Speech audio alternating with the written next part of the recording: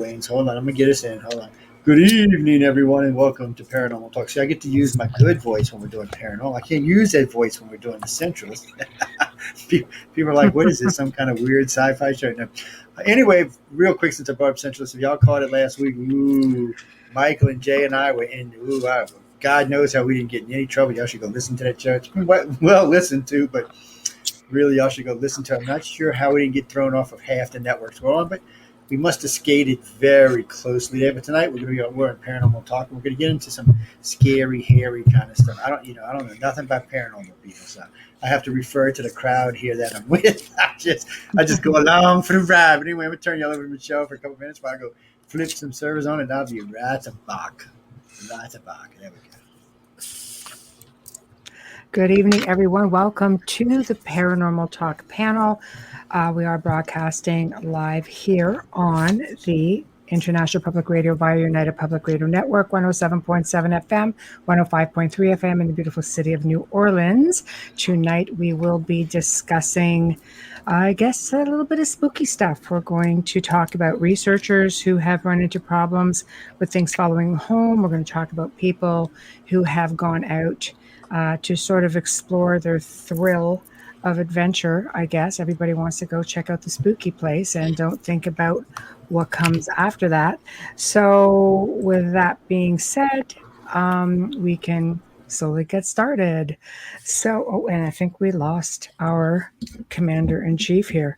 So that doesn't there he is. Hey, what the hell was that about? Yeah, I don't know. You were there. You weren't there. Okay, by the way, we got more books to give away. We might give away some. Y'all can see them back there behind me. Right. I've been giving away a lot of these L. Ron Hubbard books, the Writers of the Future Awards. Matter of fact, when this year's version comes out, we're going to give out about 10 copies of those as well. I'll be at the award ceremony this year, so y'all be forward to seeing me. Don't forget, before I even get started on this, and you will hear the commercial later on, vote. We have 5 shows up for People's Choice Awards, so get your asses out there and vote. If you know somebody that's already registered, get their asses to vote. No, I want y'all to vote for me. I don't care about the rest of them. Vote for me, man. Look, out of realm can fend for their damn self. What? He's just scared. Man. Look, he's just scared. He's scared. We're going to beat him out. Hey, there's some he must be. Look, yeah, he's just scared. It's bad enough we got competition on our own network. Now we got competition from everywhere else. I was looking at some of the shows. Y'all might have a really good chance. I think y'all might make the nomination.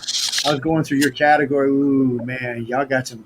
There may be 1 or 2 of them might try to give you a run. The rest of they vote for them same on these people because they don't know what the hell they're voting for. Good. Yay. Writers of the Future might be doing really well. Chase and Prophecy told me they put themselves in religion and spiritual, so that's a tough category. Yeah, God is God. You're going to vote for God, so I don't know who's going to go in there. I'm hoping to see all the rest of our shows in next year as awards come back around again. I'd like to see the whole network in there, so I've been pushing some friends of mine to nominate us next year. I said, look, just nominate everybody. Because, in case y'all didn't know, it actually costs to nominate shows, so we just want to get, hey Jenny, we really want to get people in there. We want to get our shows in there. The more we get in there, the more chances we have of winning. The more trophies we get, the more plaques I get to put on the website and pick on my competition. Just in case y'all didn't know this, because this is our second year of winning Best Podcast in New Orleans. I will call into a radio show from another network like WWL or WRNO, and I'll brag. Well, what's the matter? Your little big network got its ass kicked yet again by my little bitty network on the internet. Ooh, shame on y'all. You're bad. Karma will get you. Bad. To throw me off his show. I'm like, it's true. We whooped you. And it's serious competition we're whooping. Yeah. Serious competition we're whooping. And I hate to see it. It's just fun to pick on. And a good friend of mine works for RNO. He's like, I don't know you keep whooping us. I said, because we have good content. Y'all got, I don't know what the hell y'all got. I said, some of y'all just playing music, so you're not even in the running for best network when you're playing music. Music's great. But really, it's the talk stations that are going to win. It's not going to be the music stations. Is it ever? It's music songs. They win for music stuff, but yeah, because it's a podcast award show. Well, I'm not talking about that. I'm talking about for best broadcast in New Orleans. Oh, so it's all the networks combined. All 36 of us are all up, and this is the second year we whooped them, and it just makes them mad. And then a friend of mine's like, He's like, you're cheap. You're paying somebody else. I said, y'all got more money than I do, people. Come on, there's no way I'm paying anybody. I said, we're winning because we have good content. We have fun content. We have scary content. We got serious content. We got hardcore research. You can take your pick because it's all in there. And I said, that's why we keep winning. And I said, you know what? A little birdie tells me we're going to get a win in 2022. So you better be ready. They're always like, you can leave now if you like, Joe. You just go on your merry way. But anyway, ladies and gentlemen, we have Michelle DeRoche with us tonight from The Outer Realm, and we have Lori Poppin with us from Angel Rock, and we have, who's this person down here? Oh, we have Amelia Passano from The Outer Realm, and we have Michael Angley from Red Pill News and from Discovery Paranormal. And he hosts both shows, so before anybody gets confused. Hello, Peter. How you doing, man? Nice to see you from wherever you're coming from. My split personality. Yes, he does have a split personality. You hear it on the Central's last week. But again, we love him. Again, people, y'all should go check out the Central's like it was really, really good. And to answer our question that came into me 2 days ago about Science and Beyond, no. Science and Beyond is hardcore science and beyond. It's just the last 3 shows are really more dealing with the award ceremony and the awards and what's going on with that, and the gala that I'm going to be speaking out for Writers of the Future. That's all wrapped up in there. So I'll go take a listen to that. You might actually learn something. So, anybody ever had a scary experience? I haven't.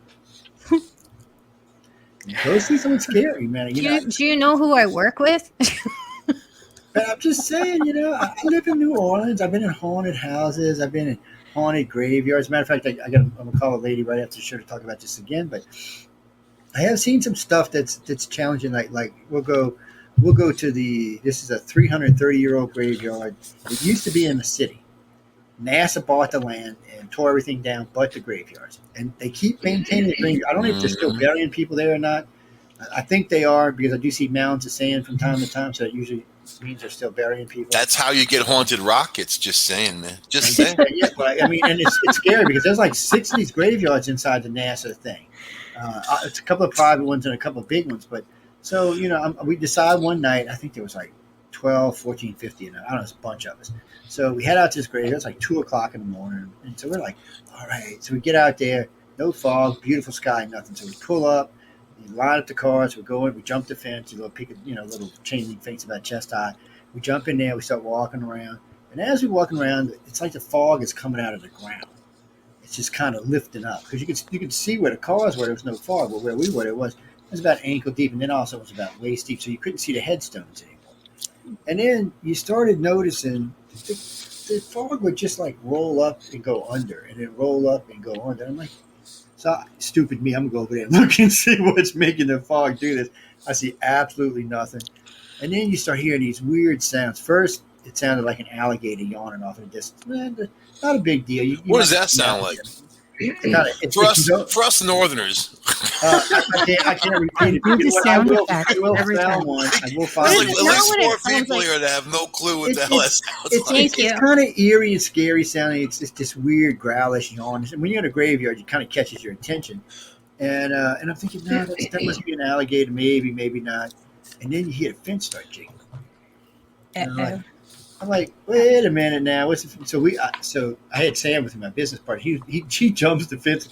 He's from the woods anyway. So he jumps the fence, starts walking outside the fence around, looking for something that might be jiggling the fence. Nothing's jiggling the fence. So he comes back in, and we're standing there. A couple of hosts were with us from the network. We're down there. Gia Scott, and Greg Miller, who both used to host on the network, they were with us, and a couple other people besides that. And all of a sudden, you see the headstones. It just does this number. It just like falls forward, like it's going to fall over, and then it pops back up straight. I'm like, maybe it was aliens. So I said, it's time to go get the gun out the car. Like a gun's going to shoot a ghost anyway. Like it's going to have anything to do with the ghosties anyway. So I'm walking along, and then I see somebody start hollering, like something grabbed their foot. They're freaking out, jumping all over the place. And I'm like, what the hell? So I run over there, and I'm pulling on, because they're hung up on something. So I'm pulling. You can't see anything. It's fog. So stupid me reaches down there. And I come up with a handful of vines. I'm like, okay, that's better. Why? That's better. So Why? This so we're going on. We go through this. They're filming everything. So we found these chairs, these benches. So we went and sat down just for a few minutes. And the fog receded. It just started to recede away. As we got quieter, the fog kind of went away. And as it went away, you started seeing all these gravestones. Everybody's freaked out because the first thing you see is about 120 of these graves are about this long. You can see they're about this long. They're not really, they're kids' graves is what they are. Oh. 1770, 1771, somewhere up in there. No. So that's a bit of plague that went through or something. There's a bunch of baby graves.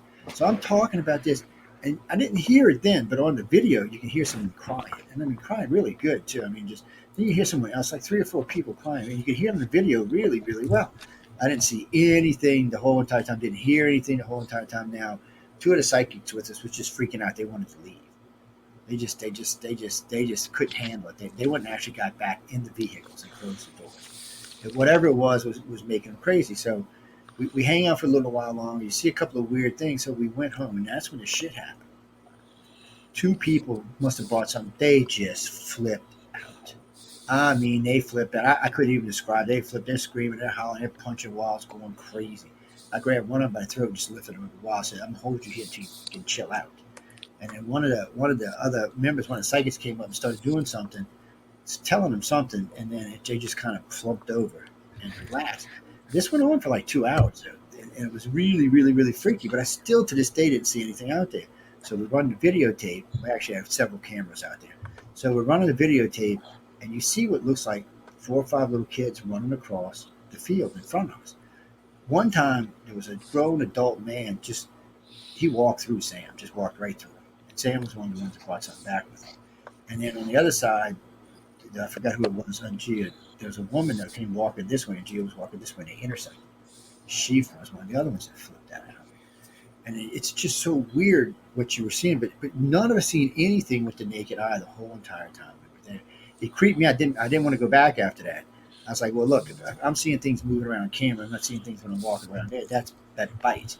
And you would have figured in the fog, it would have at least made the fog move. But they figured out when we seen the fog rolling over the graves, they were actually coming at the graves at that point. Can't tell you if that was true or not because I didn't see anything on cam that suggested that. When you counted what we seen, which was about 7 different individuals, and you counted where we seen the fog rolling, which you seen on camera, which was about 7 different tombstones. So it was just the whole thing was just weird as hell.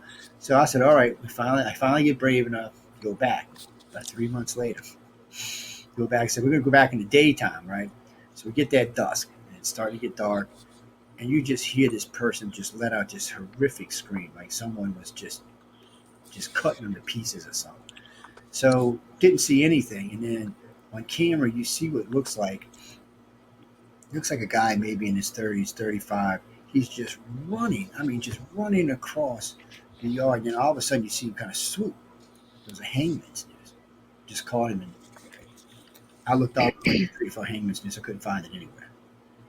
I found the tree because I could recognize the tree from the video, but I couldn't find any noose on it. Wow. But when Billy climbed up the tree and looked, there was a mark. The rope had grown into the tree. There was still a piece there. But whatever was left would actually, a tree kind of grown over it, and then you could see the little piece that was stuck.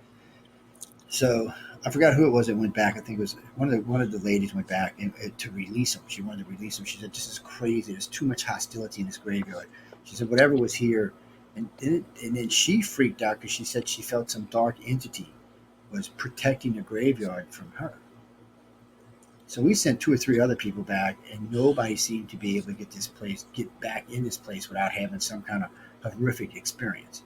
So finally, a good friend of mine who's a really good psychic, and she's really crazy anyway, she goes back, stands in the middle of the graveyard, she starts screaming at her, "You motherfuckers, I'm challenging you. You want to come get me? Come on, because I'm going to drag all of you out of here with me, and then I'm going to release you in some haunted-ass place you can't never get out of." Then graveyard's dead as shit now. You go back, it's just peaceful, beautiful, quiet. I have no idea what she did with it, where she took them. But since then, the place has been it's eerily quiet. As a matter of fact, I just made a video of it just recently.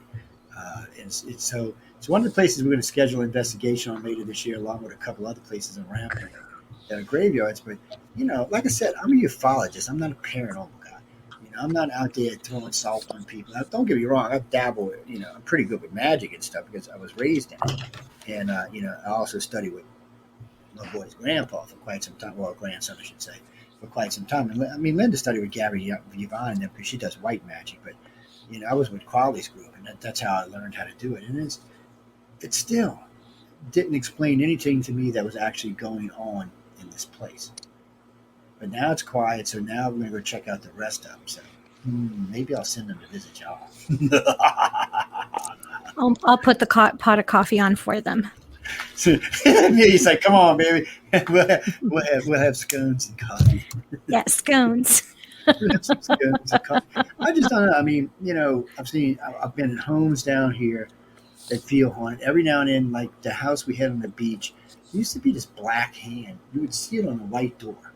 It would just, big hand, it would just appear on the door in the hallway, and it would sit there for a while, and then it would leave. And it was weird because we had nightshade growing outside the house, and had a really pretty flower group, these big white flowers. It was nightshade used to grow right there inside the house. They also had a magnolia tree growing on the other side. So you had the stuff to make whatever you wanted to down here, and then you had the magnolia, which increases psychic abilities.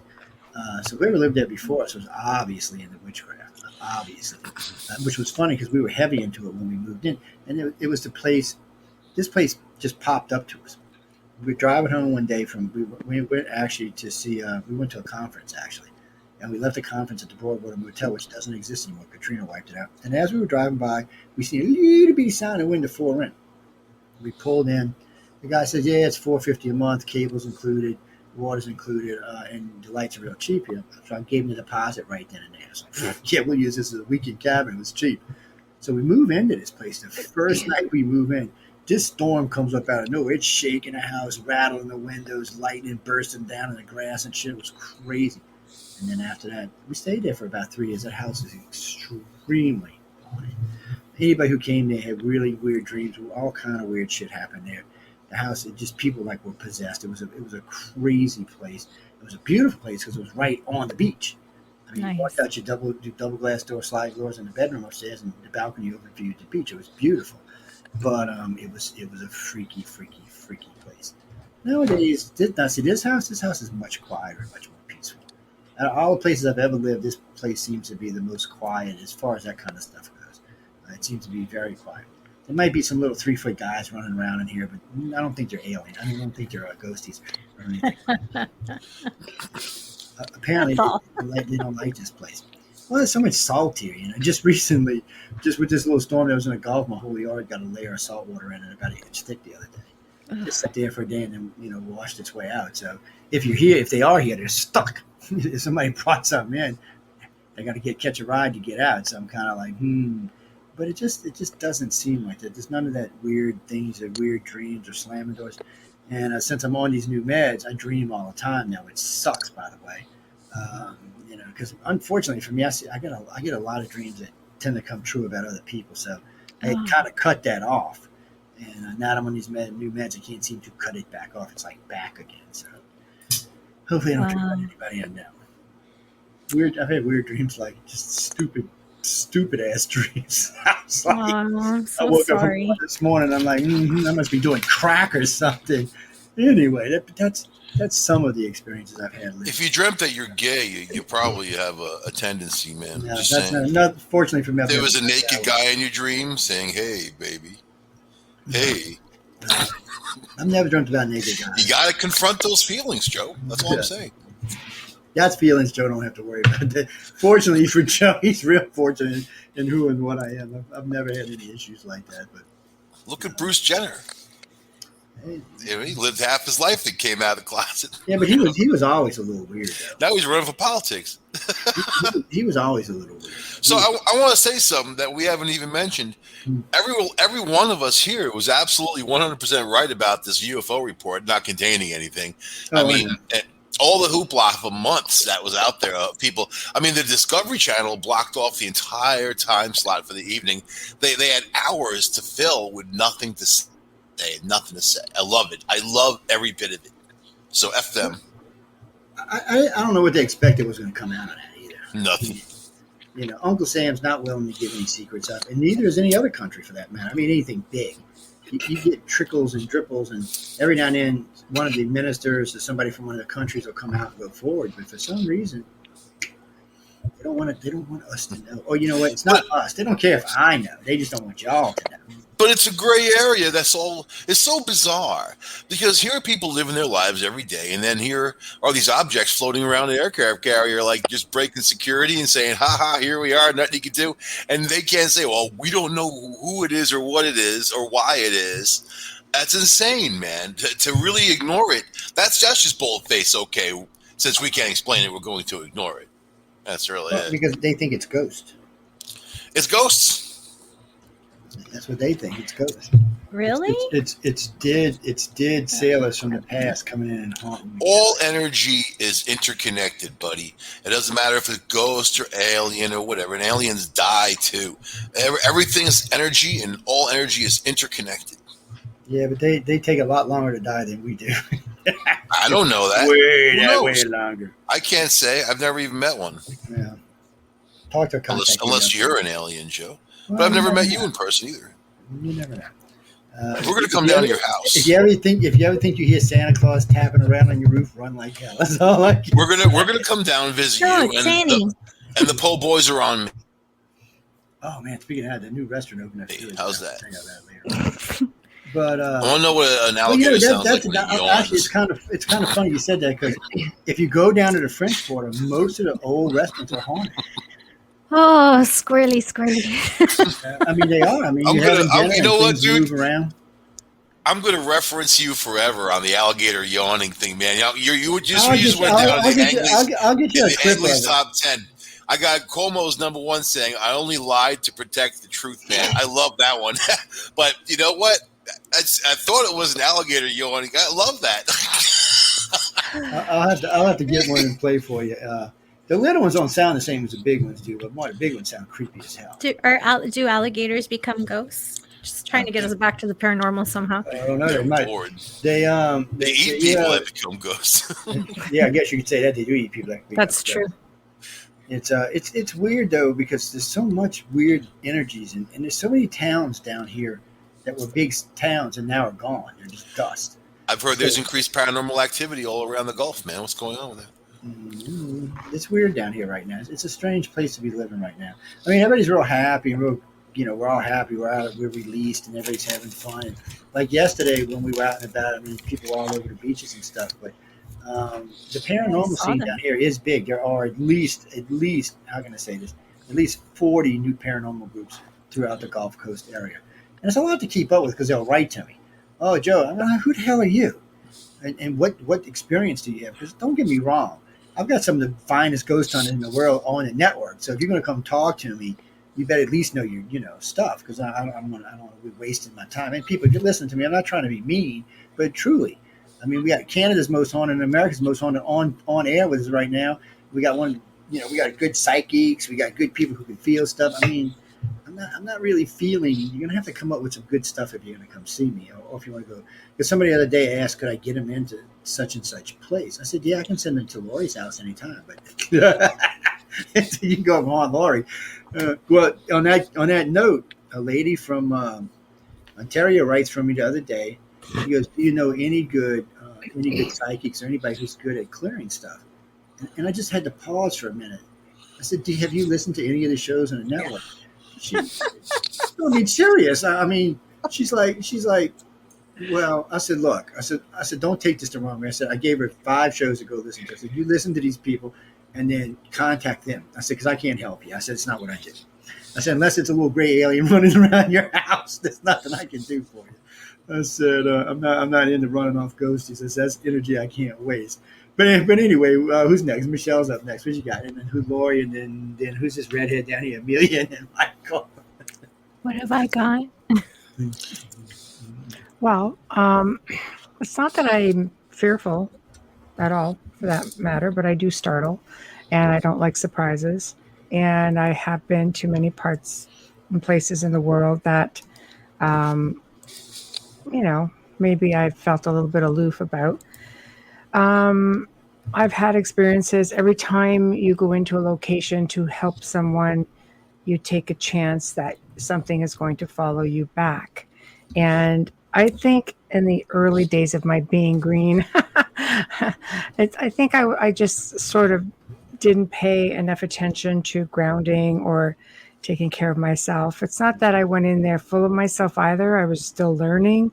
And, one time something followed me back, and the experience humbled me very much. And I really didn't realize it had followed me back. And I didn't bank, because I sort of like mindset is always a thing with me. Acknowledgement is empowerment. Just don't give it to it. Go on with your life, stay positive, keep positive vibrations, all that stuff. But it affected a member of my family, and it affected pretty much everybody on the team at the time. And a member of my family ended up losing her vision, blind as a bat, for exactly 30 days. And took her to every specialist, had every test under the sun done.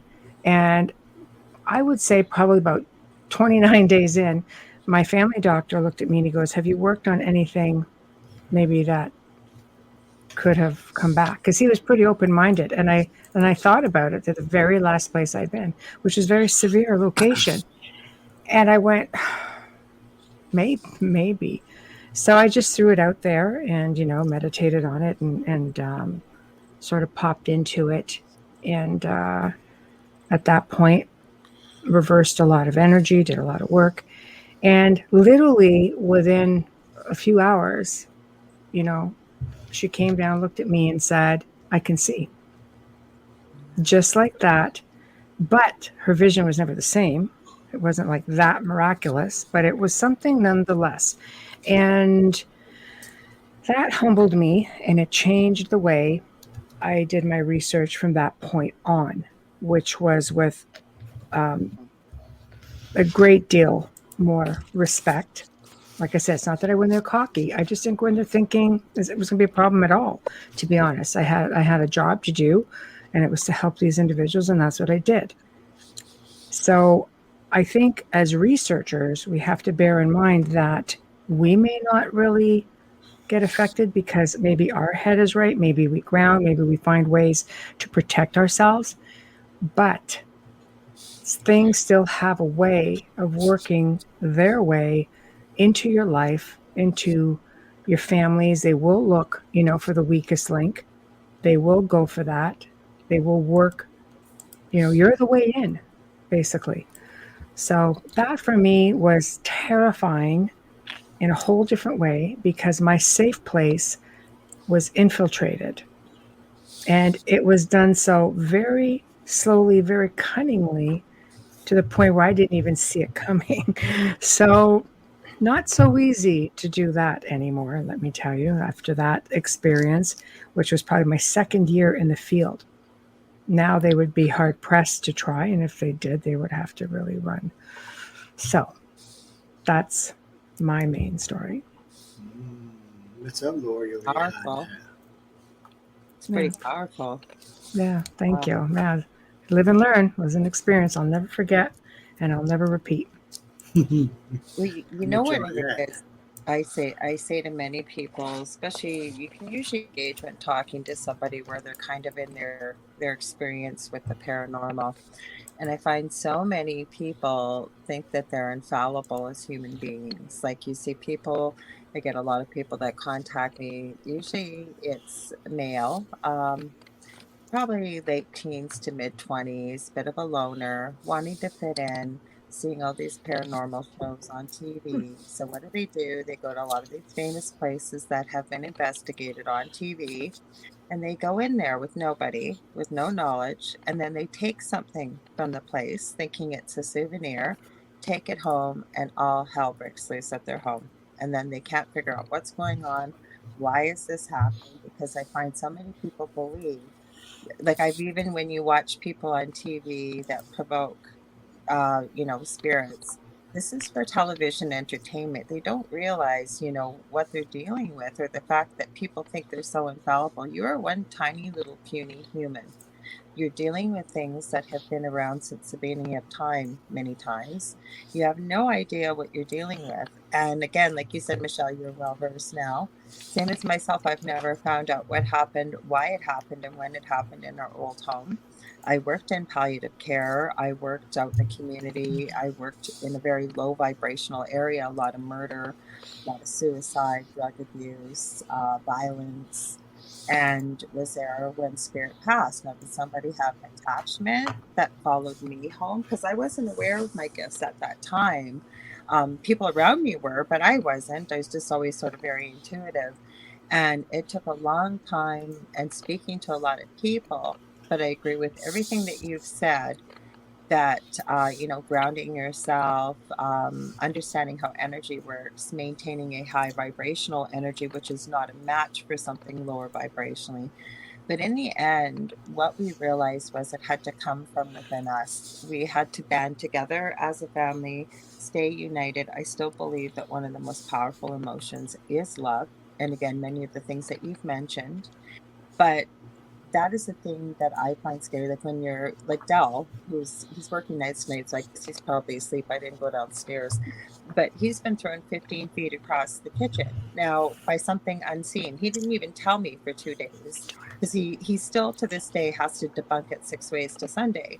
So he took out his electrical meter and he's checking all the circuits and everything. He finally realized there's nothing wrong with the electrical, but you can lift a 180-pound full-grown man and throw it 15 feet across the kitchen and there's nobody there.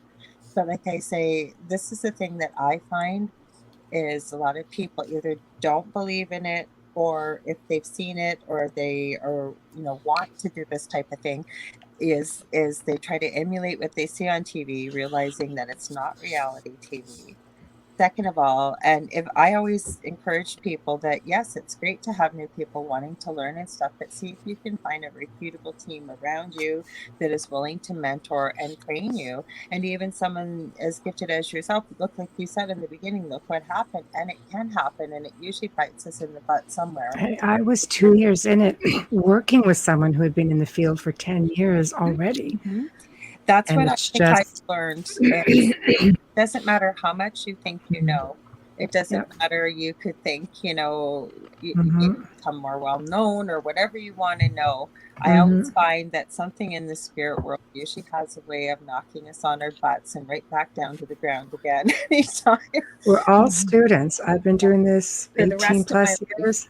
I still learn something new every day, and I'm still humble. Mm-hmm. I agree. So I guess that's my story. There's things that I always, before I finish, I always say there's a fine line between fear and standing your ground and recognizing dominion, that yes, you do have the strength, you do have the power, but if you don't, to reach out to somebody that maybe has experience with this, or even if you want to learn, but arrogance will get you nowhere. So I think that's my message right there. On a side note, Dale told me Laura Lee hooked up some wires to the refrigerator to shock his butt.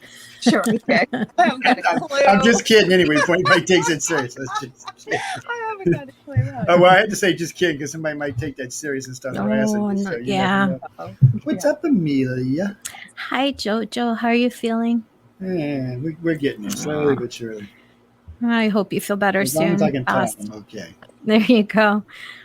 For me, very educational moment. I wasn't practicing my gifts at the time when I built this house. I was 23. Very green. Green in every way.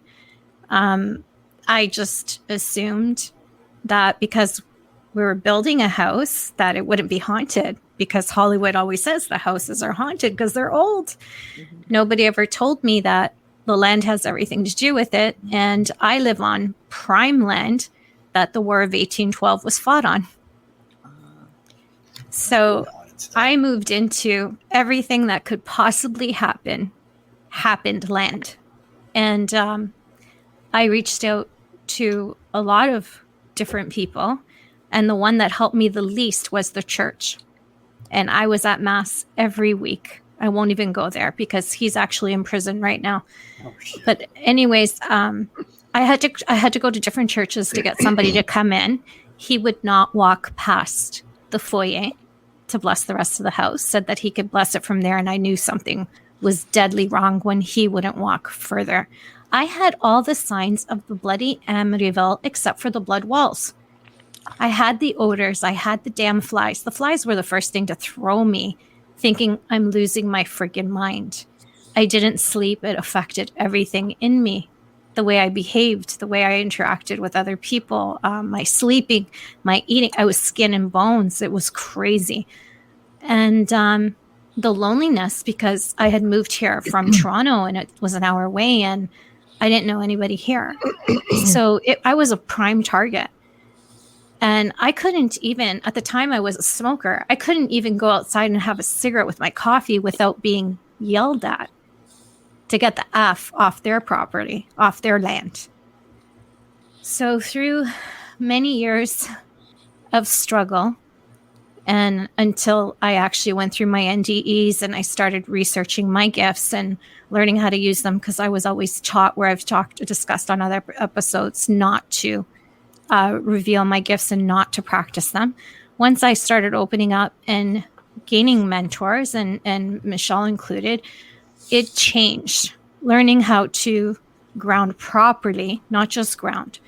You need to protect yourself in meditation. Don't think you can just meditate. You're opening doors. And like Michelle and Laura Lee said, you need to humble yourself. These powers are greater than you. And what they're showing you, or whatever Hollywood's showing you, is just a small equation of what really can happen. I learned to respect them in a certain way, and then I had to learn how to cross some over. So it was a big lesson for me. When you have British soldiers' spirits in your back, you have Indigenous people in your backyard, your front yard. I can take photos at night and you'll see things. It was a lot to deal with. Again, the assumption, the asset of you and me kind of scenario. Thinking, oh, it's a new house, there won't be any energy to it. Never thinking about the land. That's how naive I was. So I tell people, when you're looking for something and you're wishing that it's haunted, be careful what you wish for. Living with it is a whole other thing. Agreed. You know, it affected my marriage. It affected my daughter. It affected everything and everyone that was coming in and out of here. So I can see that scary ass shit. It was hard because I was young and alone. So I think now it would be a different story. Plus, I've got Michelle would just like kick their asses. But like it's different now. But when you go back, I've always had experiences my whole life. But when I look back at that particular time, I can't believe how naive I was. I can't believe how I just thought that, yeah, I'll throw some holy water at it. It's going to go away. Just made it even more angry. So yeah, you know, it's important to research the land. If you find yourself in a place like this, it's important for you to research the history in your neighborhood and anywhere within, I would say, 50 kilometers or 100 miles.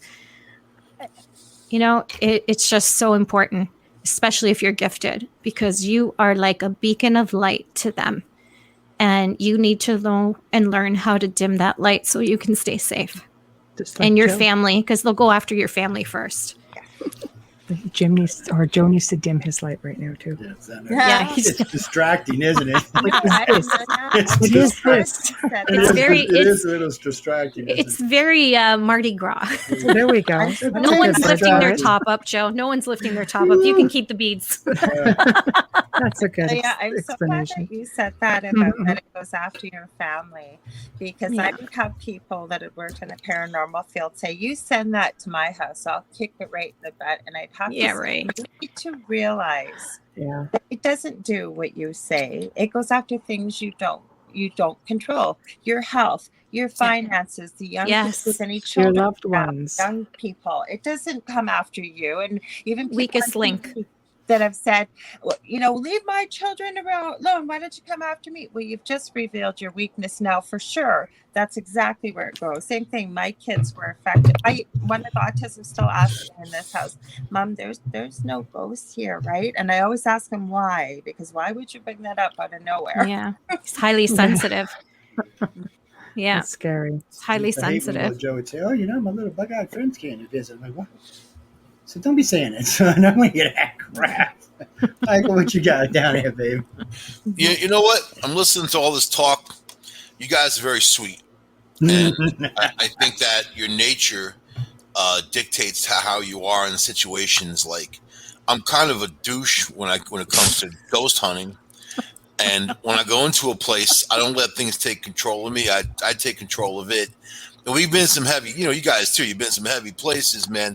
Serial killers and, and what Amelia said was great, because tomorrow I'm actually going to be talking about hauntings that are tied to the land. You actually said it. You actually took everything I was thinking earlier. And don't tell anyone. Because the Amityville Horror House, I just read an article the other day on how Amityville is trying to distance themselves from the horror house and the whole thing. And they're never going to do it. There is no other town on Long Island. There's no Sayville Horror House. There's no Montauk Horror House. There'll always be Amityville. So they should embrace it, right? They should be like, hey, but at the same time, they still sell their permits to people for filming and that type of thing. So I don't know. I don't think they want too much distance.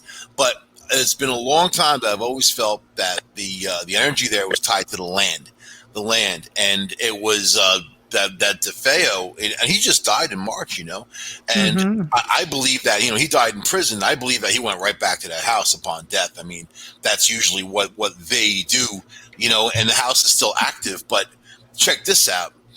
The whole land, I don't know. I won't go into all the specifics, but of course there was Native Americans there, and things were pretty friendly between them and the Dutch and the English back in the 1600s, early 1600s. But there was a lot of suffering. There was measles and whatever, because the white man brought all these diseases that the Native Americans didn't have an immunity for, and then it decimated their whole culture. I think by the late 1600s there was maybe 125 Native Americans left on Long Island, which is insane.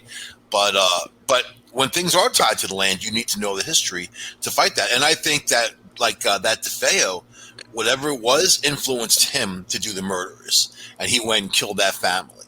And I don't believe that they all slept through a 30-06 going off, a 30-30 he used. You know how loud 30-30 is, Joe.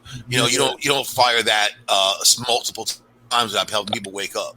So there was something going on there in that house. And, there was rituals. I feel rituals, but yeah, man, the land is hard. It's one thing if they died in a home, you can isolate the person, but the land is a different story, and it's deeply rooted, and you have to go to that root. And so there was a well there or something that was tied to. So Amelia, what did you do to chase them away, though, or to neutralize the place? I did a few different things. I had met someone who practiced shamanism, and they told me to paint a plaque in memory and thank them.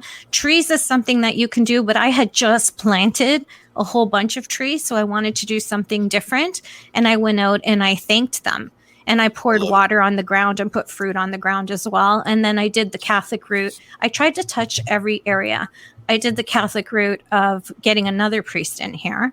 And then I did the anointing of all windows and doors on my own, reciting the St. Michael's prayer. And I hate the smell of sage, but I took that route because I knew that I had Indigenous people here as well. So I was trying to respect everybody that could have crossed the land, any type of religion, and give back to the earth in the same way.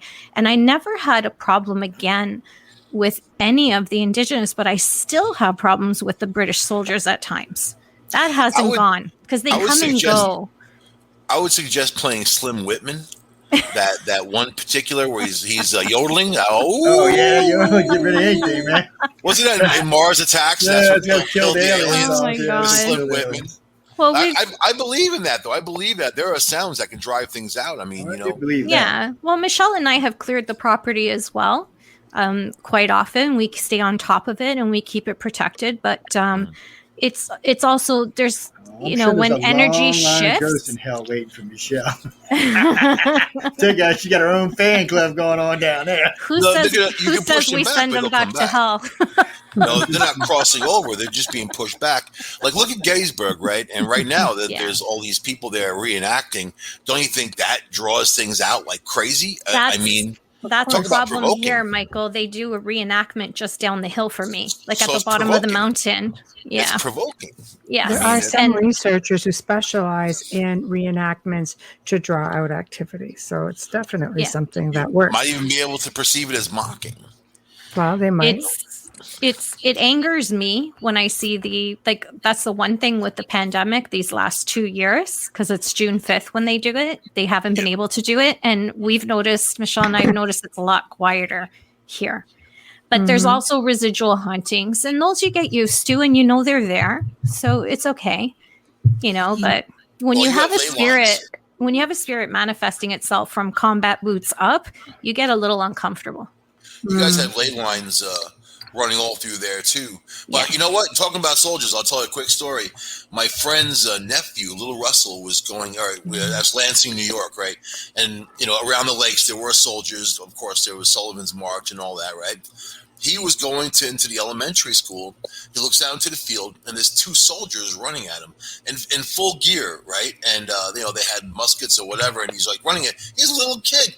He ran into the school, and he said they ran right into the wall, and they were gone, which was amazing. And then my friend Nicole, her father bought this house upon the hill, or land anyway. That land was the first aid station, and they treated a lot of people. A lot of people died there. She had the room downstairs, and we'd be hanging out. And she had a full length, from floor to ceiling doors, sliding doors, and have these slats of shade. You'll see people walking past there at night. There were shadow figures walking past constantly. Wow! And at 11:04 every night, somebody would knock on the door in the garage, feverishly, like bop, bop, bop, bop, bop. And then they'd open up the door. There's nobody there. How cool is that? Not if you're living there, but it's cool. I would like to make reference to a comment that you made, Michael, with respects to being aggressive and not putting up with this or that, going into an investigation. I'm very unorthodox in the way I do things, and I don't take any crap. And I didn't even on that night. But I've seen even some of the most seasoned researchers with the same mentality end up with something following them back. Because things like that tend to look at it as, a challenge. Challenge. Especially if you invite them back. I'm not saying that one way's better than the other. I'm saying that there's a lot of paths that lead up the mountain. Oh, absolutely. I'm just saying, I wasn't. It's our personalities. Well, I guess you have to investigate with me one day. You would have to investigate with Michelle. She doesn't take any crap. I've been there. This is what draws us in, though. Gettysburg. But before I do that, I'm thinking about Saskatchewan first. Well, recently, I've been getting all these weird ass reports from UFOs to ghosts, Chinese, all kind of shit. Well, I was talking with Laura Lee about this a couple weeks ago. There's nothing up there. So there's trees. I'm trying to figure out what the hell. It's trees and a pipeline waiting to be cut into. I mean, there's moose up there. Yeah. Well, I mean, I get all these reports of these weird things that people seeing on their phones that they've been there, and then I've been getting reports of things walking through the woods, and so I'm kind of curious. Gettysburg is interesting because last time I was in Gettysburg, which is a different place outside of D.C., a couple of friends of mine said, let's go to Gettysburg right quick. And I'm like, it's not exactly right quick. It's like 4 hours. The Family left. Dollar version. So we get in the car, we drive out there, right? So we get there, and it's kind of a little foggy that day. I'm sitting out there, and all of a sudden you see a bunch of Confederate soldiers walking towards you. I'm thinking, oh shit, we're going to see ghosts. And they drove it down. It was a reenactment.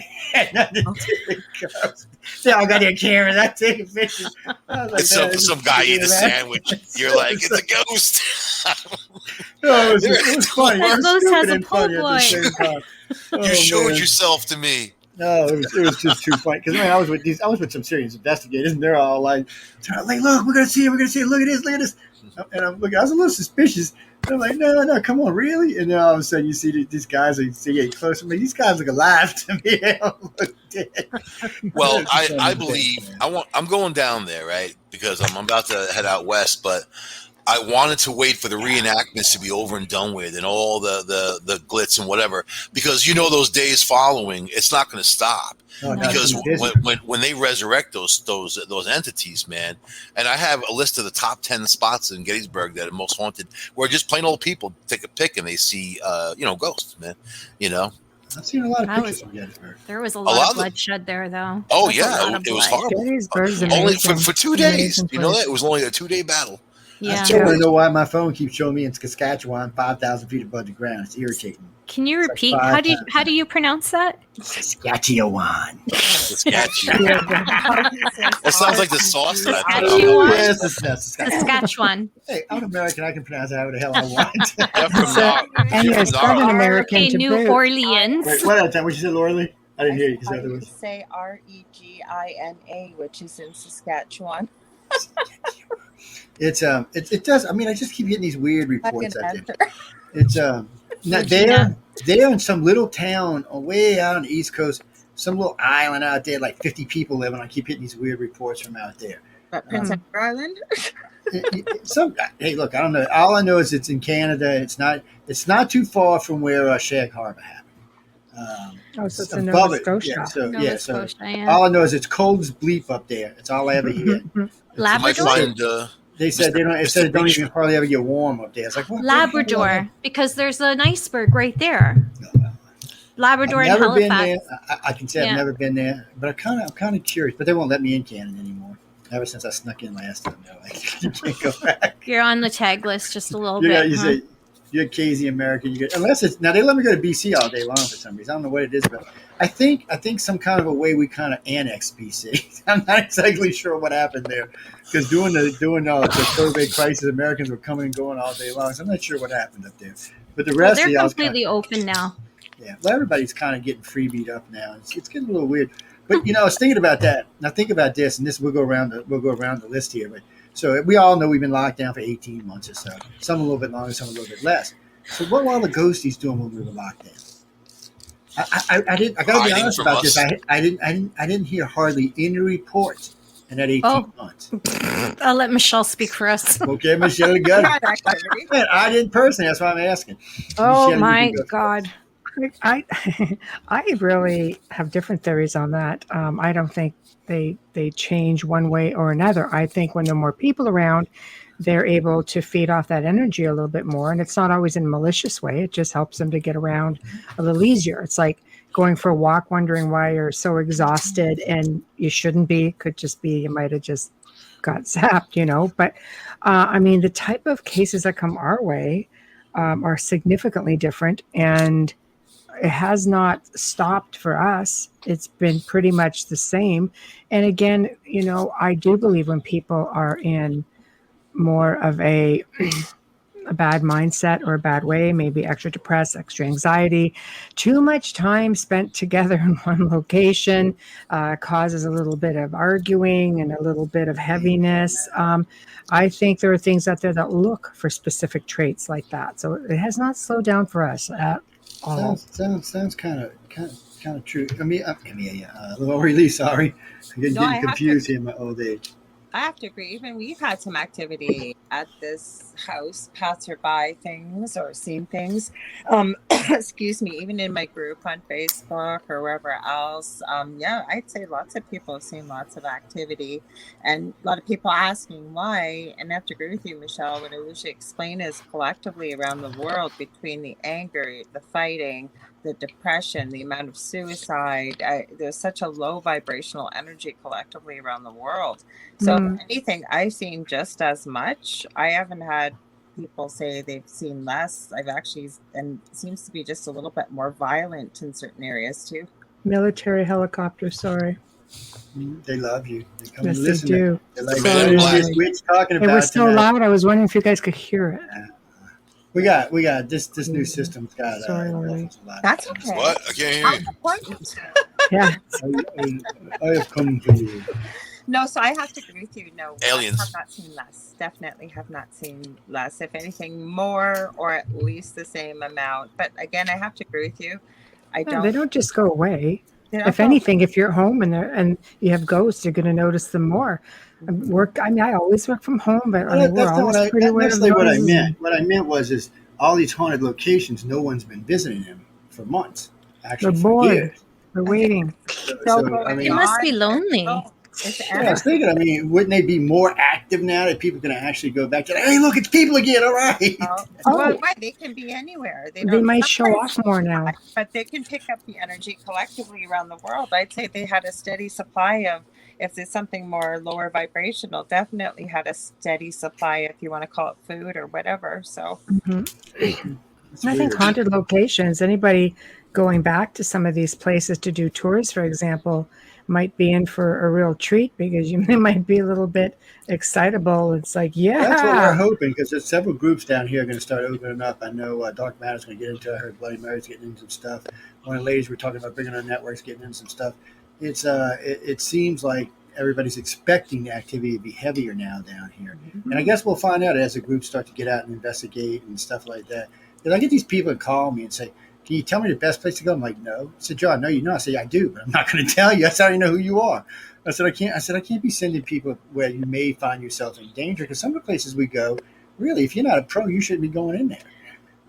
Something's going to get you, something's going to mess with you, something's going to mess with your family or something else. So we don't necessarily recommend for rookies to go in. And I got to say, when I was younger, that was different. I just say, I feel that way about buffets, man. Yeah, we should feel like that about buffets.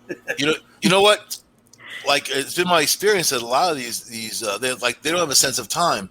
You know what I mean? So if something doesn't happen for a length of time, they don't really know it until you're there again asking them questions. And once they realize you're there for them, we start talking ghosty, shit starts moving around in my office. Of course, man. that gun you got may go off, man. You better unload that thing. Martha is haunted. Martha has its own spirit. That's why I'm waiting for you to shoot a hole in the roof, man. When you raise that thing up, I was Martha don't play, man. Oh, you ought to see. I'm getting Martha a mate. So we ain't gonna get into that right now. We'll save that. Oh my gosh! We'll save that for Friday. My biggest concern with haunted locations and people visiting them without experience is how many of them are decrepit and falling apart, and you're going in there alone. And I know people who have gone in alone. I'm like, what if you fall through a floorboard? Like, you're in the middle of nowhere. Are you crazy? Mm-hmm. Just that, not to mention you are trespassing. So there's another charge. It doesn't mean it's haunted. It's because it's abandoned, right? No, it doesn't. I'm glad you brought that up. Thank you, Michelle. It's a good point, because Nathan, a friend of mine, Nathan, who was bringing me out to Area 51, this is when I was speaking at Utah a couple of years back, we stopped at like 6 ghost towns. I'm serious. He's a ghost town. These things are dilapidated, falling down. And, you could even look at some of these buildings. You did not want to go walking in some of these buildings, especially at nighttime. No. Bad enough walking around these things in daytime. You'd step in here. Yeah, it might be haunted. It might not be haunted. Even if it's not, it may kill you, and you might be haunted next. But you do, and at least 4 of the towns we went into, if you're empathic at all, you really felt a heavy, heavy feeling in these towns. Not enough for me to want to go investigate them, I'm not going to lie, but enough that if you're a good researcher, you would have known there was something in these places. And Nathan talked about some of the stuff he's seen, but Nathan also explored a lot of Native American spots all out through Arizona and New Mexico and Utah. And he told me a lot about a lot of these spots, a couple of spots up on top of mountains and places. And I'm sure some of these places are going to be seriously haunted, especially the way the white man treated the red man for 100 years. And there's no doubt that you're going to find things. But that's also the reason why things like a lot of these plantations are haunted down here. Because of the way we were treating particular individuals at the time. People were killed there, hung there, shot there. All kind of nasty things, vivisections and things along like that. And ladies and gentlemen, if you don't know what vivisection is, look it up. I'm not going to tell you how big. You hear a lot of these stories, but what's funny is, or I should say it's funny, down here, some of it's not true. So some of the plantations did not treat their slaves that way, because slaves were like buying a Ferrari back in the day. You didn't want to chop your slave or beat your slave up because you just wasted all that money you just spent. Slaves were not cheap. They cost a lot of money to buy. That's what people didn't realize. People always say how they were treated. Well, that's not necessarily true for all of them. And then there was another problem.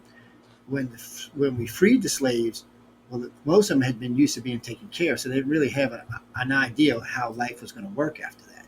So there was a lot of weird stuff that happened to them after that. A lot of their own self, even a lot of them bought their own slaves. It was a strange, strange thing back in the day. So there's not a lot of truth to a lot of the history we get. But there are, like the Myrtles. There's no doubt the Myrtles is haunted. Anybody who walks through that place for 5 minutes knows it's haunted. It's beautiful, too. Loretta Lynn, it's the same with her plantation. Yeah. And crazy. there's several, Louisiana. and a lot of people focus on the Louisiana plantation, but they forget they were in Alabama and Georgia as well, and even in Florida. So you can find these. Well, they're not as known as the Myrtles or a couple of the other ones that are down here, but they're just as haunted, and they're easier to get to as far as getting to stay and stuff like that. Because one, they're not going to be as expensive. The Myrtles has made a business out of this now. I mean, they make a business out of everything, but they have made a business out of of the haunting part. And I have personally seen, I guess you'd call it a Victorian woman walking across the promenade. Looked like a very beautiful woman, very young though, probably in her mid-20s. Obviously, something killed her. You couldn't tell; it didn't show in the way they looked. But I've heard about slaves walking around, other people walking around. But for some reason, the ghosts of the Myrtles don't seem to be hostile. At least not from anybody I know that's investigated them. They don't seem to be vicious or malicious or things like that. Matter of fact, a very good researcher of mine, fairly famous one, we were talking one day, he goes, he kind of reminds me of Casper. I'm like, what? I just don't know what to say when he said it. I'm like, Casper, what the hell are you talking about? Benign. He's like Yeah. kind of playful, kind of energetic, but not really harmful. He said, I haven't had equipment destroyed yet because he did an investigation in Antoine's and had almost $7,000 worth of equipment destroyed. Mm-hmm. And Oh, wow. Antoine's is, of course, that's where Anne Rice says that the vampires live, because when you walk into Antoine's, there's a hallway you go into to the restaurant. And down the hallway, there's a picture of all the former owners. It's about 200 years. And when you look at them, they're all dressed in period clothes, but they all look the same. It looks like the same person.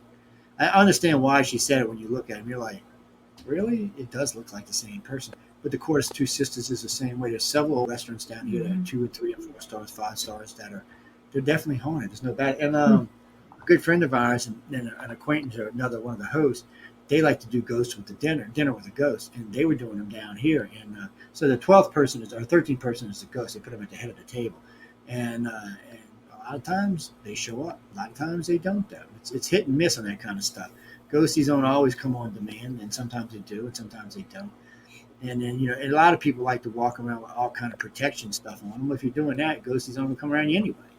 You're going to be like, well, I'm not going by that idiot. I'm going to go over here and do this or that. And then there's, I guess, what you call imprints that just seem to be like a flip in time or a recording, just like a piece. Yeah, it's just something you'll watch. And A replay. It's what it really is. I don't think it's so much a ghost as it is just something that's imprinted on time right there. I'm not even sure how you get rid of those. Since it doesn't seem to be anything haunting, it just seems to be some kind, and it's not always a bad experience. Like the one and a couple of the really famous people who live down in St. Charles, they talk about them dancing around like at the ball, like they're having just like it's an image of just a group of people dancing at a ball or walking down the promenade or walking under the oaks. Because a lot of the homes down here have 200-year oak trees with these big long walks underneath them, and back in the day, that's what they used to do. They used to walk under the oaks or through like in City Park. City Park is massively haunted all over because that's where dueling oaks are.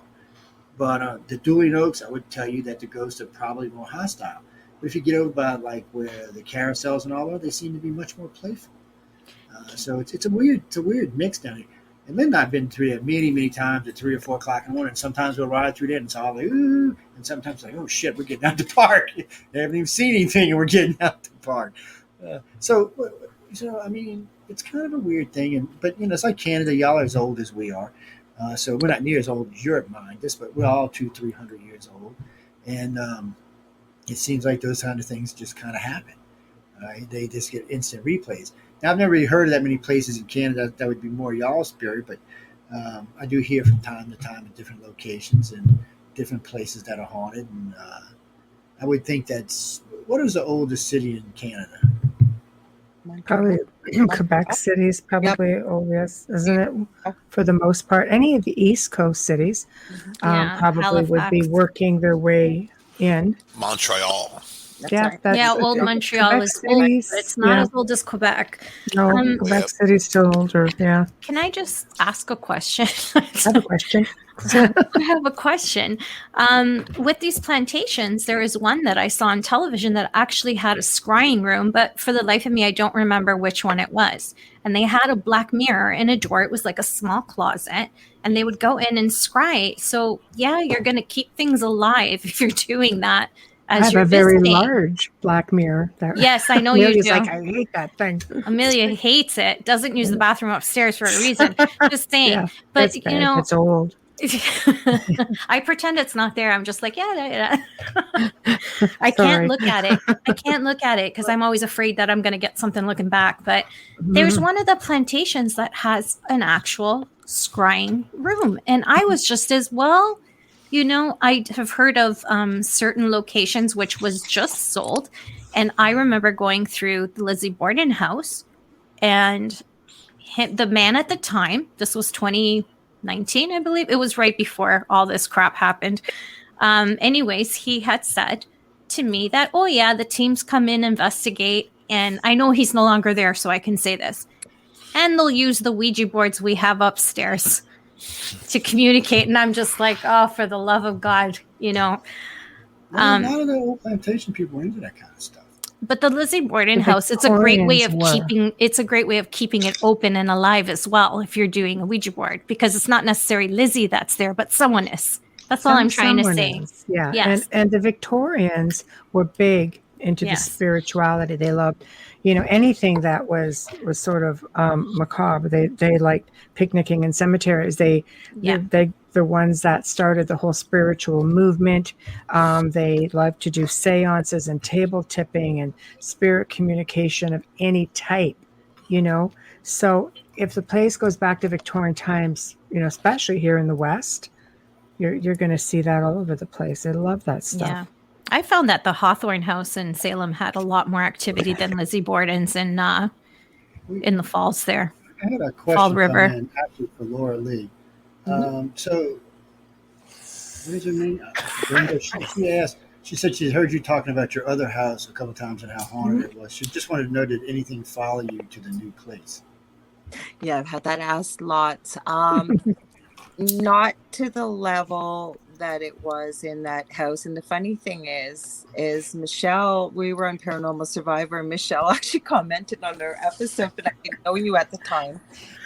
It was really severe. And it started with a dream about 16 years ago, something demonic or claimed to be demonic, told me its name, spelt it. I couldn't find this name for the love of God for years, and quite by accident I found it. Anyways, there were 4 main entities. I think there were portals open in that house. So when we moved here, if Del was on here, he'd probably grab it and show you. Our puppy that we have has this llama that's really floppy. There's no way it could stand up. And we were in the hallway and we finished each other's sentence because the llama stood up and took 2 steps and fell over. And Del just said, Did you just see? And I said, that llama take 2 steps and fall over? And then around New Year's, I remember Del came running upstairs and said, I was outside. And he goes, I was coming in the house and I felt something burning and grabbed my back. I remember talking to you about that, Michelle. And he ran upstairs to tell me. And I said, what the HEL did you come up here for? You should have went out the back door and told it to leave. But it was just something passing through. So yeah, we do have some things. But the way I explain it, what Spirit has shared, is exactly what many have been saying here. I think Amelia, you said it, like it's like a bright light for people that are aware of their gifts. And it's not just a positive that can see you. There are lower vibrational entities that also can see it. So they're always going to be able to know that there are people that are sensitive or can pick up on or what have you. But to answer the question fully, knocking on wood, nothing as severe as what was in the previous home whatsoever. That's a plus. That's good. That's a plus, because over the years I've seen some weird shit go down. I was thinking when Marie Laveau was alive, black arts were big in New Orleans, really, really big. They still are. There are several covens down here, but there still were. It was still really big there, and it's carried kind of forward since then. But if you go walking around the French Quarter, you will find 3 or 4 witch shops, and people tell me all the time, "Oh, they're just fake." I said, "No, those actually belong to covens." I said, there's a covenant that runs those shops. I said, so be careful when you're pissing these people off. I said, because somebody asked me, does voodoo dolls work? I said, well, go get one and find out. I said, one thing I will add, Joe, though, and my oldest son told me this. Both my boys can communicate with animals ever since they've been little, but my oldest one has never lived here. And he just bought his own house. He's got something in his basement that I told him we really should deal with. But it's up to him. It's his house. But when he came over here, he goes, Mom, do you know that little black cat here? And I said, yeah, I wonder what was going on, because one of my cats in particular is constantly meowing and trying to get under the door to the basement and will not stop. Like, normally the only way she acts like that if there's a bug and there's nothing there. I don't know if it's this cat in spirit, but I've seen it since too. I don't know why it's here. Cat might want to get there and take it out. Hmm? Some cats can scare off demons and spirits. That might be what she would. I will tell you, I've had some strange stuff happen on the outside though. I've had this very strange looking cat desperately trying to get into the house. I mean, I've got a German Shepherd here that's right at the door. There's no way any cat, I don't care how much like dogs would want to be running into a giant, huge black German Shepherd, because I don't think she'd let it in the house. Really, like, strange stuff on the outside, but not on the inside. Just to add to that, sorry. Yeah, it's a strange thing. Well, I was talking to some friends up in New York the other day, up there, not far from where Michael's at, and we were talking. Well, first we were talking about some stuff going on in the Hudson Valley. They were telling me about UFO stuff, but then he starts talking about places he was investigating where supposable ETs were showing up that actually he figures was some type of ghosties or something. He said it didn't feel alien, it didn't look alien. He said, when I talked to the individuals, Joe, he said, I've known you well enough to know what you would consider alien movement. He said, it's not what it was. He said, even though it's big in that area, he said, these houses were definitely haunted. He said it was 4 in a row, old, at least 100 years old. He said it was like they were moving from house to house to house and coming back. Matter of fact, I wanted him to send me his address because I'm going to send it over to Michael and tell Michael to take a look at it and see what he thought. Because then I have, I'm in New Orleans. I couldn't really tell him beam about what's going up there. But he really feels like it's, but like I said, he's a ufologist. He's not a ghost chaser. But he said he's caught some weird stuff on film up there, and he's been hanging around trying to figure out what it is. And then he said the very last day he was there, and it sounds like something right out of a classic movie, he said, get the out. And he said, you know what? I packed up my stuff and I got them out. It was like, well, that's probably a good thing, man. It's probably, well, if you don't know what you're doing, you shouldn't screw with it. I mean, it's going to end up biting you, you know what. That's the best way to handle it. But Randy was telling me about some pizza joint in Brooklyn. He said it's haunted beyond belief. He said some place has been there for quite some time. It's always been a restaurant of some sort over the years. He said every time he goes in a place, he gets the heebie-jeebies. He said, I get my pizza and run out. And he said, I've asked the guy a couple of times. He said, oh, yeah, they see all kind of weird stuff going on. He said when he first got there, the first time he put his pizza ovens in, he said the very next day, he said pizzas kept sliding out on the floor. He said, what are these ovens on A's? What the hell's going on? Because he thought maybe the oven was tilted. Obviously, you could have seen the oven tilted enough to let a pizza slide out. That's crazy. And he said, really pissing him off. So he got what a waste. He got those childproof kitty things and put on the arm of the door to keep it from doing it. And it still was doing it. He was like, because they're saying that pizza was no good. It deserves to be right. on the floor. So, I don't know whatever they cut out of their ingredients, whoever it was, man, they didn't agree. There you go. The way things were run. Italian ghost. That's it. He didn't say they were vicious other than that. He said he didn't like destroy. He said, but they were like sliding pizzas out. And he said it lasted for about a month. And he said he got a Catholic priest to come in. A Catholic priest said, "There's nothing I can do for you." And turned around, and walked out. It's not like on TV. They don't come in willingly. Oh, they don't always. No. Only if there's some kids hanging around. Yeah, that's about right. Yeah, that's a scary part. Maybe they went back to the original recipe. I don't know, but he said it hasn't happened in a while, but he said he likes the pizzas there. But I asked him if it was Brooklyn style pizza being where he's at. He said no, it's like pan pizza and thin crust pizza. And I was like, well, send me something. I'll see if it's haunted. I'll put a haunted meter on the pizza. Haunted pizza. Oh man, it was just under the cheese. But I've heard that in Chicago too. There's a place in Chicago, underground place in Chicago, that they say they have the same problem with it. Food gets thrown around from time to time. That's common though in bars. Glasses fly around. We did a bar, man. There was like glasses sliding off of the thing and flying across the room. Very common. Yeah, I've heard about that in English pubs a lot. A good friend of mine over there said, "This is a pub I'm talking about." He quit drinking over. He said in England. He said they went to 4 or 5 pubs one night. He said every pub they went in, like a beer would go flying across the bar, across the counter. He said that was enough for me. He said I don't know if they put something in my beers. He said, but I quit after that. I was like, dude, well, you sure you was just drinking, man? You weren't stoking or popping something? I'm so with the pub thing. There's a pub that. What you did, Amelia? Uh-oh. You muted yourself. No, the ghost said, "Shut up." That's weird, man. Look at that. Okay. So there you go. got it. Sorry. Okay, there you go. Accident. So there's this pub that opened up just down the street from me called Vicar's Vice. And at the time when it first opened, one of my husband's friends was one of the partners. So I went in. They opened it in a church that was built in 1692. Nice.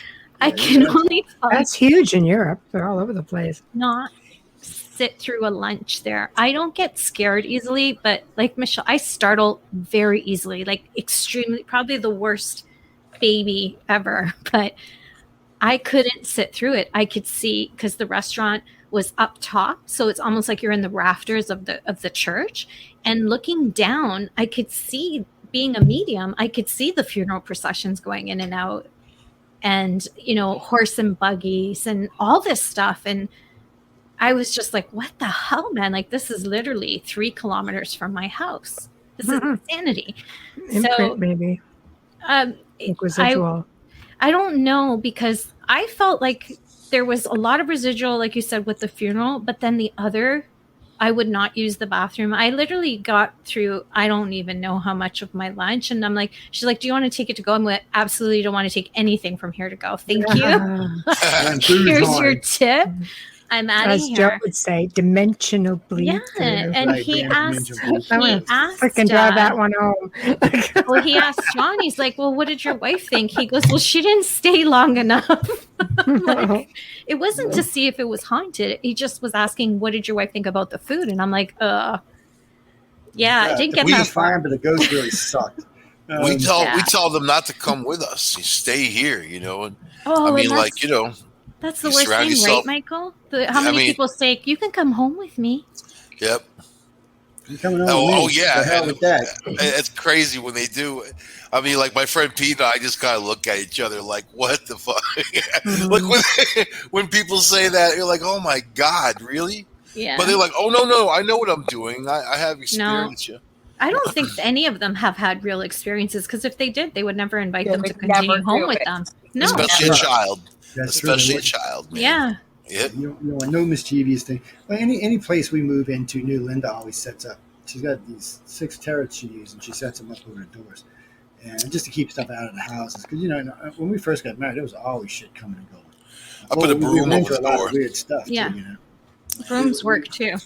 We went a lot of weird stuff when we were young, and every now and then just shit would show up or things would follow us around. And after a while, we both got tired of dealing. It's like the Ouija board. We're doing a Ouija board when I nodded on, and I didn't believe it. We doing bullshit. This is crap bullshit. Like 30 years, and I wasn't even about 28. And we're doing a Ouija board, and they're all doing it. And I said, "Well, if you're real, just knock on the ceiling here." I'm like, "Oh shit, what was that?" Because I knew who was upstairs, and there wasn't nobody upstairs. I was like, "Whoa, wait a minute." So I said, "Nah, it's bullshit. Do it again." They did it again. So I took the board, threw it in the fireplace. I was into the board. It went bye. Yeah, don't do that at home, people. That's what I'm saying. Yeah, don't listen to Joe. That's why the Ouija board got Don't burned. throw it in a fireplace. It doesn't work. Baby got cooked, man. I send them straight to hell. That's not how it works. But anyway. And I even seen the blue flame as it sucked down in my fireplace, man. Yeah, you got to know the words to use, but you can send them straight to hell. Yes. Okay. I'm telling you, what I learned from Crowley's people, you'd be surprised how easy it is to send something to hell, including a live person. So keep that in mind, people. Really? Somebody asked me one time. He said, "Joe, how do you dispose of people when you kill them in the swamp?" I said, "I just feed them to the gators." And they were like, "What?" I said, "Yeah." I said, "Somebody aggravates me, I just shoot them, take them up, throw them in the gators, and after about an hour, there's nothing left." I said, "Gators are easy." I said, down here, you can go out in the swamp, there'll be 500-600 gators around. You throw a body out there, it's gone in minutes. And they're like, "You're serious, aren't you?" And my friend Jay, y'all met Jason before, the pain in the ass that he is. He's like, "Yeah, that's what he does." It just went wild after that. I was like, That's "Okay, crazy. people, really?" I said, "Would I be out of prison if I was feeding people to the gators?" And some lady called in. She goes, "Well, there's no evidence, Joe." She's right. I was like, "Well, maybe you're right." I said, "That just tells you don't piss She has me a off." good point. She has a good point. But that's like the people who I get a call one night from a colonel. This was so hilariously funny. He said, "I heard you're in charge of all military abductions in the United States." I was like, "What?" And I didn't even know how to answer him. I was like, "What?" He said, yes. I said, well, maybe you should go look at my checking account, because if I was in charge of military abductions, man, it'd be way fatter than what it is right now. But, man, it'd be like 7, 8 zeros up in there. And that's 6, it'd be 8. And he's like, oh, okay, not really. I said, no, it's just a room. He said, are you sure? It comes from a reliable source. I said, no, I investigate them. I'm not in charge of them.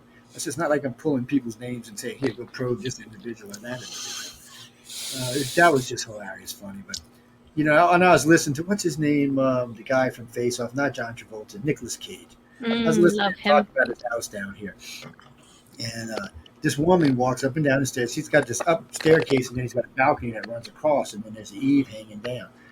And she used to walk up in her dress and walk across, just, you know, like a normal Victorian woman would have done back in the day. And he said every time she got to the door, it would turn into this horrible face. I was like, what were you doing? Pissing her off? Like, apparently. He sold the house eventually. He got rid of it. It got to be enough. And him and a few other famous people who have walked around the corner at 2 or 3 o'clock in the morning have realized that the city is much more haunted than you think it is. And thanks to Katrina basically cleaned all the ghosts out of the suburbs and forced them into the city, because the whole city was flooded with salt water except for the quarter, because it's above sea level. Oh, that's right. So it concentrated them in the quarter. There was already enough of them there, but then it kind of pushed them all in there. And now you go to quarter, it's packed. People walking around 4 o'clock in the morning, they walk in that street just like you are, doing their thing, walking in the cathedral. Pirates Harbor, I should say, where they used to sell the slaves, on the right side of the cathedral is really haunted, but the left side is where they used to hang the slaves. And so it's just as haunted. The whole area is just haunted. I tell people all the time, I said, look, when you're really loaded, I said, your guard is way down. You're way acceptable to things. I said, you're open. You're way more open than you would normally be. You're way more relaxed. I said, you just inviting things to come in and get your ass. I said, just go and keep walking around there and see what you can take home with you. And I tell you what, a lot of people will call me who've been down to the city visiting and say, Joe, you're right. I got an attachment. I had to get rid of it. And they'd fly all the way like Maryland somewhere, and they got a ghost with them. I'm thinking, you should have listened to the first place. It's great for people like us, because even loaded, my guard's going to stay up. But a lot of people just don't seem to be able to handle it.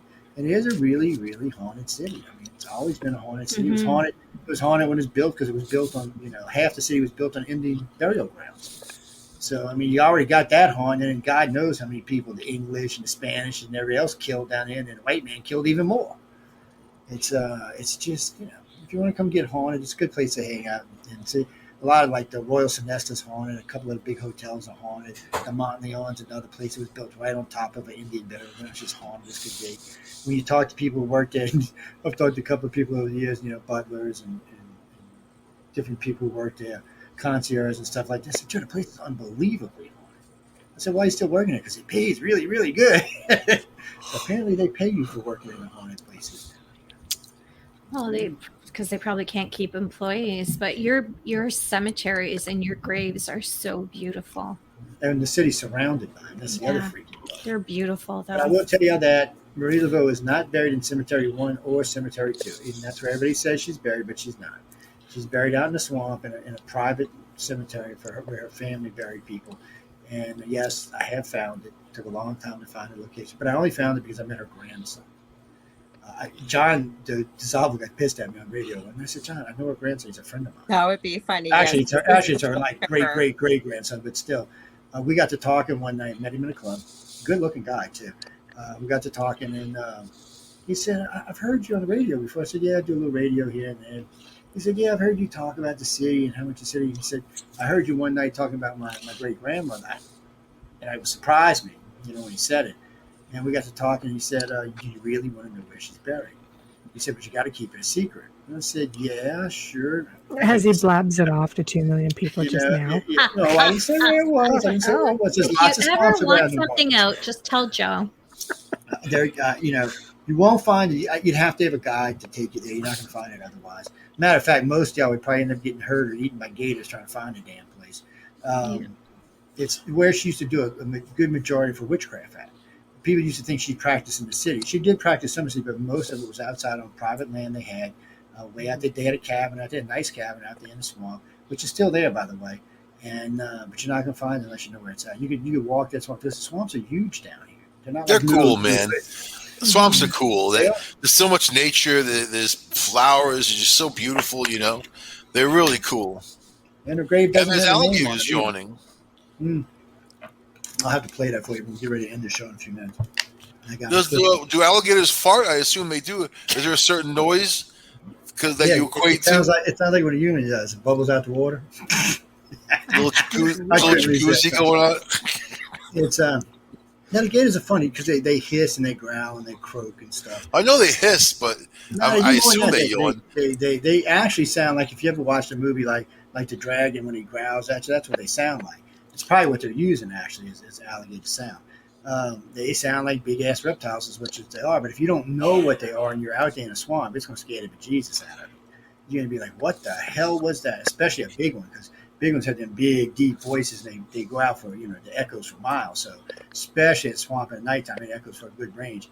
It does freak people out, especially the damn Yankees. It scares the hell out of them. You know what? I really have no business being in a place like that. I have to say, man. I don't know. I don't know. When you're like, if you're just in the swamp and there's noises, man, I'm sure there's a whole slew of stuff. There's also brown bears down here and black bears, and there's panthers. You got panthers, right? Yeah, they swear we don't have panthers, but they've been cited like 500 times. I asked a local guy who does it. He said, "No, there's no panthers down here." I said, "Why do people keep seeing?" Oh, they're crazy. I said, "Dude, I've seen hundreds of pictures of panthers down here." I said, "Honestly, dude, somebody's not." Heck, we have them here. I was just going to say that, Michelle, and you just came out. I was like, we have panthers as well. We don't just have the lynx. We also have panthers. Cougars. We don't have any cougars or mountain lions, but we got the panther bird. And we do have panthers. And they panthers. We have lynx. Here in night, you hear about people talking about them, piecing them at night. A couple of guys thought, one was talking to these ghost hunters, and they thought some kind of ghost was following them at night. I said, "What did it sound like?" He said, "It sounded like it was heavy breathing." And then it made this sound like a woman screaming. So it was a freaking panther, dude. I said, "You shouldn't even been where the hell you were. You lucky you didn't get eaten." And I'm like, because if you especially, that's why Martha comes with me on every trip. Not so much for the animals. The animals usually going to leave me alone. I'm more worried about the weirdo humans you find out in the middle of the swamp in the middle of the night. What the hell are they doing out there besides us? And every now and then you do the scene from Deliverance. Yeah, that's right. So sorry, I had to say it. No, it's crazy. You don't know who you're going to run into out there. So I tell people all the time, don't go. Somebody said, I had done a video. I'll leave that right there. The swamp. Yeah, well, I'd done a video on hunting the swamp, and I showed people where to stuff, right? And I told people, Joe. Don't go out unless you're in a big group. Be careful. Well, because it's true. Deliverance the show started off with gay sex and is ending with gay sex, man. There's something going on there. Michael, the reason you keep talking about gay sex, man, I'm getting worried Joe about started it. Your dreams the more you know. You seem to be recognizing it, Michael, so I don't know. I know. My antenna's up all the time for everything. Your attention. So I had to look over and see what time it was, but it's spooky down here. And you gotta be really careful when you're out there, because you never know who you're gonna run into or what you're gonna run into. And some guy we're out with a big group one night out looking for UFOs, right? Lasers and stuff. I said, look, so they're like, what we might see. So we're driving along, all of a sudden like 60 hogs come out of nowhere, big, huge monster hogs, and they're crossing a thing, and then they stop because they had like 40 little piglets come on the side of them. And I was like, let's get out. I said, don't get out your car. He's like, I said, these are wild hogs. They're extremely aggressive. So smart ass opens the door where the hog just rams the door shut. I'm like, dude, what did I just tell you? I said, they got red Russian boys out here with 6-inch fangs. Stay the hell away from them. There's tusk coming out of their face, unless you're going to shoot them, leave them alone. And now they don't hunt much anymore down here, so they're everywhere. So you got to be careful because they will walk them. They're all over other countries. I mean, people have an unbelievable problem with them. And they are nuisance animals because they will root up a thing like nothing. And now they're in big packs down here. Now, the calmest thing I ever seen out there, we watched a fawn being dropped one night. About 3 o'clock in the morning, 4 o'clock in the morning, we were coming out. And I hit the Q-beam, and I was like, what is that, a deer? And she wouldn't move on the Q-beam. Because usually when the Q-beam hits the deer, unless you hit it in the face, it runs. And she's just standing there looking at us. All of a sudden, you see her drop the fawn. The fawn got the whole thing on videotape. Fawn gets up, stands up, wiggling, waggling and stuff. Very cool scene. It's one of the only peaceful scenes I've seen out there. The place is it's haunted. It used to be Indians used to live there for a long time until NASA took it over.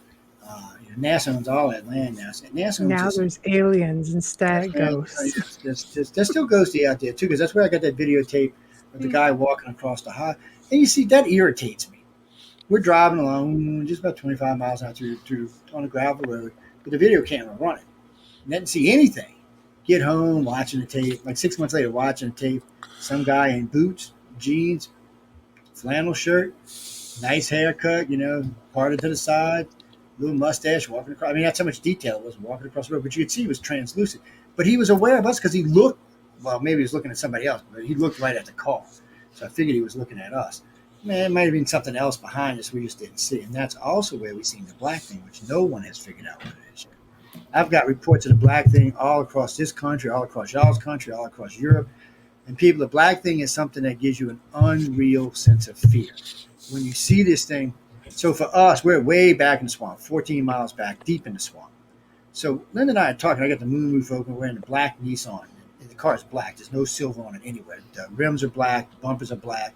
So we're sitting there, and we're just talking. And for some reason, I stepped on the brake. I might have done it by accident. And when I did, I was looking in the rear view mirror. I could have swore I seen like the blackness move towards the car. I'm like, what? I'm like, no, you're crazy, Joe. So I can tell you what we're doing. We're smoking weed, actually. And so I said, let me just do it again. So I put the brake on, and this thing come rushing up. I said, screw this. I popped this car in second and just punched it. I mean, we're clocking speeds of 100 here. I thought Linda was going to kill me. And we're just cruising through swamp. I come up, I'm going so fast as I get to where the blacktop road is. I just cut the car sideways and just slid up and popped up and dropped onto the blacktop like that. Reached my head, my 380 with me, stuck it out the window and went pop. And each time I popped, the light from the barrel, you could see this black thing just getting closer to us, and it didn't even phase it. So I said, screw this. I punched it. So we're headed for interstate. Now it's another 10 miles down this blacktop road, and this road, rickety bridges and shit. I'm just flying. And this thing was pacing us. It was standing right there. And every time I touched the brakes, I could see it rushing up. What bothered me is I knew it was moving fast enough it could have overtook us, but it never did. So there's a cattle guard right at the end of the swamp. I'm flying. I didn't want to hit this cattle guard at 100 miles an hour. I was scared to blow out my tires. So I start slowing down because I knew I had to slow down. And it was coming up faster, and I hit the lights, and it just kind of slowed down. And then across the cattle guard, and it stopped. It just stopped it. Now, this is a fear I've never experienced before. I've experienced fear, but not on a level like this. This was terrifying. This was an unreal fear. It's the only way I can describe it. What do you think it is? Some people think it's a hologram that the government's using to run people off, but I've had friends in Arizona experience it, people in New Mexico, out in places where it's heavy alien activity. Some people think it has something to do with the aliens. I've had people in 3 different provinces in Canada tell me about it, all over Europe. It just seems, and it's unreal. I mean, everybody will explain it the same way. It kind of takes a form. Sometimes it even looks like a person at one point, but it takes a form, and it's moving really fast. But to put it in perspective, the people who seen it in Arizona was on bicycles, and it never caught up with them. Now, I'm doing 100 and staying on my bumper, so it could have easily overtook the bicycle. I just talked about skinwalkers on my last show, man. I don't know what it was, dude, and it is never experienced it out there again. Been back to that location 50, 60 times. Don't know what the hell it was. Hope I don't experience it again because it was. Would you fear a hologram? No, if it's a hologram. It just had to be an empathic, something that was directly into my head. Because I've never, like I said, neither one of us have ever experienced fear on this level before. It's an implant. Maybe you're abducted and there's an implant in there, man. It might be. I don't know what this was, but I've been in some scary, hairy spots in my life and never, ever had fear like this. Siri. Let's say it's a hologram. Let's say it's got some sort of, like it connects to you per se. Maybe because you're speeding like crazy, maybe it's keeping up because maybe it's you, your mind. I don't know what it is. It's freaky though. It's a hologram. What can a hologram do? You can tell it exists because when I shot it, it paused for a second as it lit up. Only the light made it pause. The bullet didn't make it pause. It was just a light. And even when the lights came up from the bumper, it would from the back of the car, it would pause for a second. Yeah, that sounds natural. That doesn't sound like a hologram. What the hell it was. And it was something that was definitely under intelligent control because you could see how it reacted to both the gun and the car. And it was so weird because, I don't know, we were back there that night. We were doing some serious investigation that night. And we had a lot of equipment with us. And we had the moonroof open, and we were under these trees so we could look up. We knew there had been reports of saucers and other things coming through there. and ground walkers being seen out there. So we figured we were in the right location. And I don't know, when I hit the bumper, so this tells you it could have overtook us at any time because it was behind the car. And I only seen it because I accidentally hit the taillights. And there it was. And when I hit the taillights again, it rushed up closer to the car. So the whole time we were sitting there, which was like an hour, it could have any time overtaken us, and it just didn't. So it was there, yeah. It was just, it felt like to me that it was just a warning, stay away from here, you don't need to be here. But I don't know, because the fear was so intense. It was so intense I couldn't even think anymore. And it was like dripping fear. I'm just, like I said, I've never experienced it before or since. And I've been in some hairy, scary places that most people would just not go. And I don't know what it was. And then, my gosh, if you were scared, I'd probably faint. I don't get scared either, man. I just don't. And it was a crazy experience. And some of the other people, to put this in perspective, the guy who's seen in New Mexico was an Air Force pilot. He was a colonel. He'd been flying all his life. He'd been in combat 3 times. He said, Joe, he couldn't even speak when he called me. That's how scared he was. And then when he finally got it out, he's like, I'm telling you, it was the same thing you described in the swamp. He said, I don't know what the hell it was. He said, it's just unreal. He said, I was wishing I was in a fighter jet at the time so I could just get out of there. And then the people on the bike said, matter of fact, the 3 on the bicycle, this was a weird part. They were riding as fast as they could, and the woman in the middle actually passed out from the fear. So they stopped to pick her up, put her back. So he could have overtook him right then, and it just didn't. It was always just getting close enough to keep you at that level of fear, but not close enough to overtake you, which to me seemed like some type of warning or some type, stay away. I still don't. Stop and do battle, man. The power of Jesus Christ. I will strike you from this earth. And Billy Bob did okay, He-Man, thank you. Wow, Hercules in the building.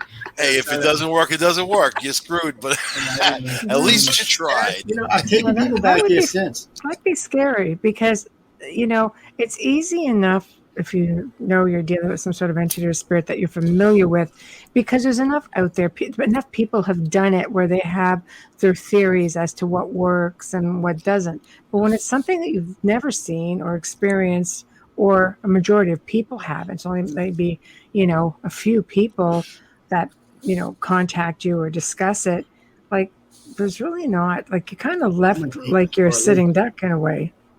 Well, it's more understanding your fear, because fear is just fear. It doesn't. The situation doesn't matter if you understand your fear and your perception. Then you can conquer those things, and mostly it comes down to our lives. Am I going to lose my life from a situation? I've been in situations where I could have lost my life and still had that kind of fear. A couple of times I'm surprised we actually didn't lose our lives, and still there wasn't that kind of fear. But do you think spiritually? Sorry, Michael. Do you think spiritually that can connect with you? You know what I mean? Like if they're a negative entity, they can put that in you. It didn't feel like that. It felt like it was directly beamed into my head. It didn't. That's why I said it felt like it was so intense to me that it just felt like it was unreal. And even at the time, I knew part of my mind was saying, Joe, it's unreal. And I still couldn't control the fear, which was amazing to me because I've never had fear I couldn't control before. I was just like, what the? Yeah, you don't seem like a fearful person. I'm not. That just answered my question. Then what about it? Like, what is it about it you feared the most? So you sort of got Michael and I at the same time. With that. It just, I don't know. And it's still, when I think about it today, I still get this weird sense of fear in the back of my head. But it really did. In a way, it felt like it was just being drilled into my head, like something was putting it there. And even when we were 50 miles away from the damn place, and I still was having a hard time shaking it off. And I was like, actually, I went out that night later on in the night because I had to get it out of my head. And then eventually it just went away and didn't bother me. And we've been in places, look, Linda and I put ourselves in some hairy, scary places. Like the funny one, we pulled in this, we're in the middle of the night, 4 o'clock in the morning in the swamp. We had to turn around. So we went down this hill to turn around. And the cars on the gravel road, we start backing up. Billy Bob just pops up out of nowhere with his gun in his hand. We like, woo! Up the hill. But I wasn't scared. Hence the theme song, but I won't say it. That's what I'm saying. But you're all hearing it. probably got to get out of here in a minute. But people don't realize you put yourself in dangerous situations because you don't know what these crazy Cajuns are going to do to you as they catch you on their property in the middle of the night. Especially moonshiners, man. I'm hearing the theme to Rocky. I'm hearing the theme to Rocky as Joe's going, and I'm seeing this, and I'm punching the cast, and I'm hearing dun dun dun dun dun dun dun. It was crazy. More like Deliverance. You got yourself on that wrong road, that was man. So cool. That was so weird because I just got when a the car pretty stopped mouth there, boy. When I figured when the car stopped on top of on the asphalt road, it had plenty enough time to get contagious. I mean, plenty enough time. Right. And I just stuck the gun. I had the silver going, and I just stuck it out the window and just pop, and it stopped. And it started moving, and I went pop, but it only stopped when the light encased it.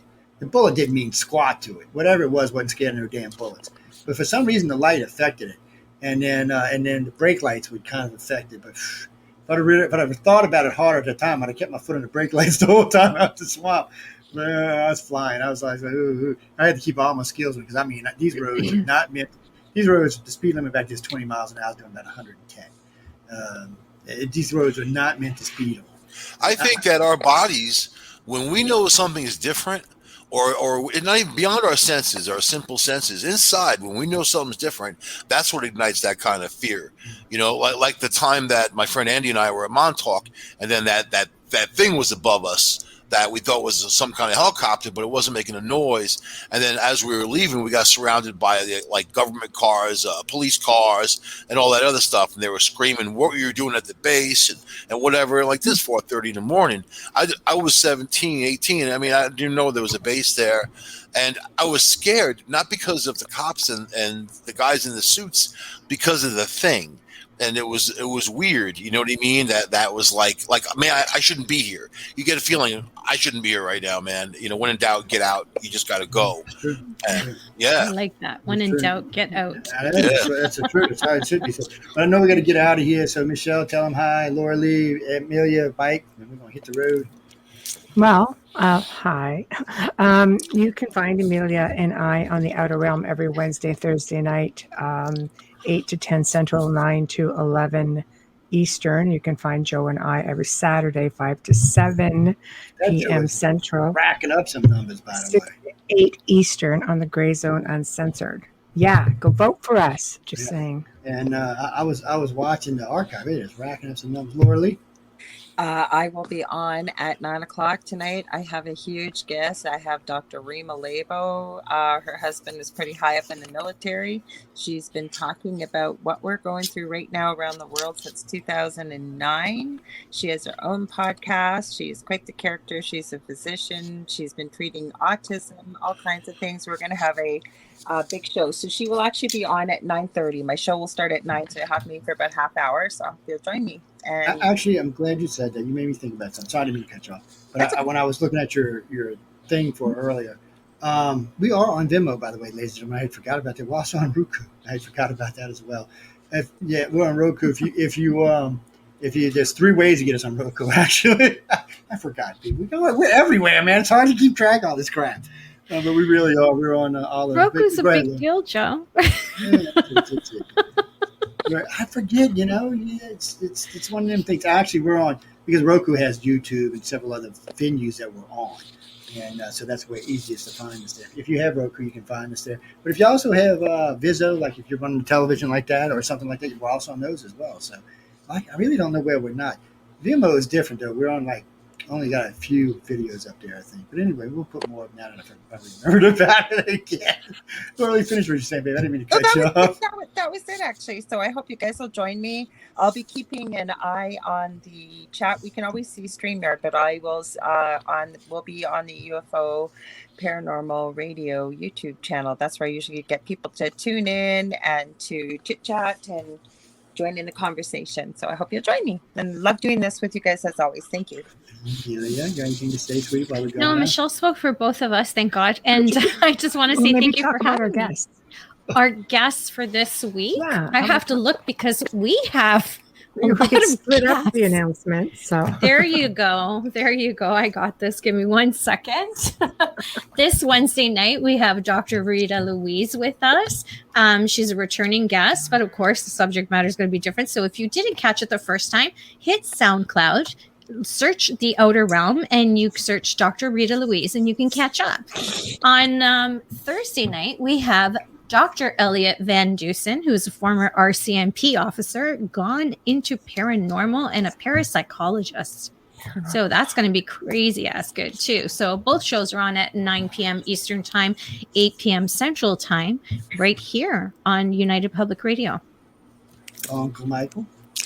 Red Pill News. Take the red pill every Thursday at 8 p.m. Eastern. Burning through the BS, man. With my own BS. Red Pill News. And, of course, Discovery Paranormal every Tuesday, 8 p.m. Tomorrow, talking about energy tied to land and how to deal with it, basically. But, well, like what we were talking about a little bit earlier, I found it very interesting, when people think it is a house or a structure. It's not. It's the land, and knowing the history of that. So we'll be getting into that tomorrow night. Discovery Paranormal. If y'all looking for me, I'm here Monday, Wednesday, Friday, and Saturday. And for all my liberal friends out there who I have been pissing off right now for the last 4 days, You get 2 million people listening to you, you can bitch. Get out of schoolyard, Joe. Shoot your gun off in the air, man. Wave your gun around. But anyway, y'all, we're going to be putting up a promo. Thanks again for listening. Coming up next is the Horsefly Chronicles with Julia and Phil Siracusa. Y'all be sure to check them out in just about 10 minutes. See y'all later. See you then. Night. Have a good one.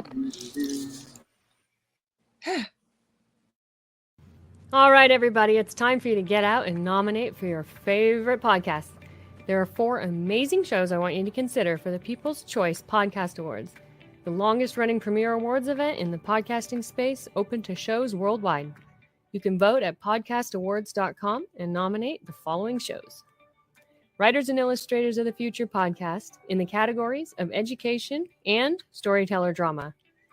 This show is based on the world-famous Writers of the Future contest created in 1983 by L. Ron Hubbard and provides writing tips and art advice from contest judges, winners, and industry professionals for writers and artists wanting to take their next step, along with the needed inspiration to keep on going. Next one, The Centralist in the category of politics and news. The Centralist is a much different news and political program. It is not opinion news, it's just the facts so you, the people, can make up your own minds on the different stories reported on. Listen as Joe Montaldo brings to you just the facts from trusted sources. Science and Beyond in the category of science and medicine. Science and Beyond is a true science-based program that explores every aspect of science, from how things work to why we need science. And where science can't explain something, we go beyond to see if we can figure it out on our own, how something works. The Outer Realm in the category of society culture. The Outer Realm is a very popular show hosted by Michelle DeRoche and Amelia Pisano, with guests who are well-versed within their respective fields of ufology, paranormal, cryptozoology, and anything else that would be deemed otherworldly. Nothing is off limits in the Outer Realm. Michelle is an international public figure and has spent the last 18 years working in the paranormal. Her co-host Amelia is a remote viewing medium with 9 years experience working in missing children and cold and active murder cases. So go to podcastawards.com to vote for these 4 shows and any others you enjoy listening to. That's podcastawards.com.